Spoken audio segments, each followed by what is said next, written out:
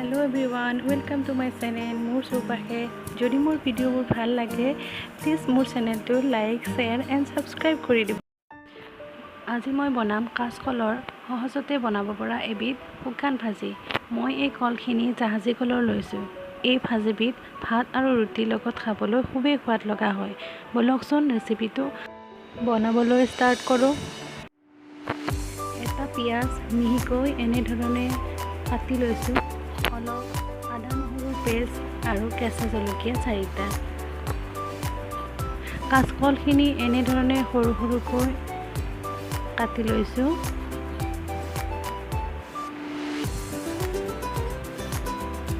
মোৰ হাতত কাঁচকলৰ দাগ লাগিছে, এইটো আপোনালোকে লক্ষ্য নকৰিব।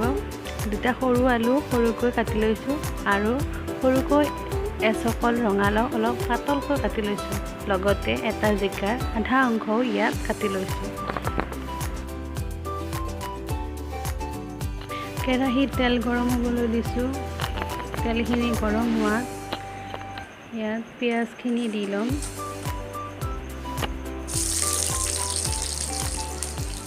পিঁয়াজখিনি ভালদৰে ভাজি ল'ম।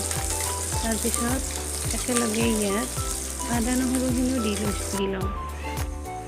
আদা নহৰুৰ কেঁচা গন্ধটো যোৱাৰ পিছতে ইয়াত মই কাটি থোৱা পাচলিখিনি দি ল'ম।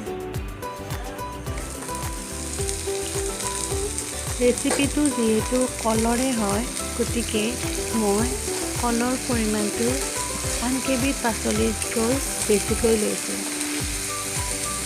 এইখিনি মই এতিয়া ভালদৰে লৰাই ভাজি ল'ম। ইয়াত যে জিকাখিনি দিলোঁ, কাৰণ জিকাৰ যিখিনি পানী ওলাব সেইখিনিৰে এই পাচলিখিনি সিজাত সহায় কৰিব। কাৰণ ইয়াত মই পানী অকণমানো ব্যৱহাৰ নকৰোঁ। প্ৰয়োজন অনুসৰি হালধি দিলোঁ আৰু সোৱাদ অনুসৰি নিমখ দি এইখিনি মই এতিয়া ভালদৰে ভাজি ল'ম।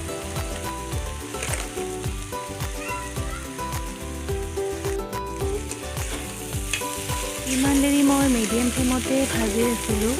এতিয়া চিম কৰি 7-8 মিনিটৰ কাৰণে মই ঢাকনিৰে ঢাকি ৰাখিম। মাজতে মই এবাৰ ঢাকনিখন লৰাই চাইছিলোঁ আৰু তেতিয়াই কেঁচা জলকীয়া কেইটা ভাঙি দিছিলোঁ। এতিয়া আকৌ মই 7-8 মিনিটৰ পিছত ঢাকনিখন আঁতৰাই চাইছোঁ। পাচলিখিনি প্ৰায় সিজিয়ে গৈছে। মোৰ এই কাঁচকলৰ ভাজিখন তৎক্ষণাতে ৰেডি হৈ গ'ল। খাবলৈ খুব টেষ্টি। যিসকলে কাঁচকল খাই বেয়া পায় তেওঁলোকে নিশ্চয় এই ৰেচিপিটো ট্ৰাই কৰিব।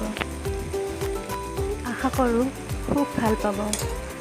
যদি ভিডিঅ'টো ভাল লাগিলে কমেণ্ট ছেকশ্যনত লিখিবলৈ নাপাহৰিব।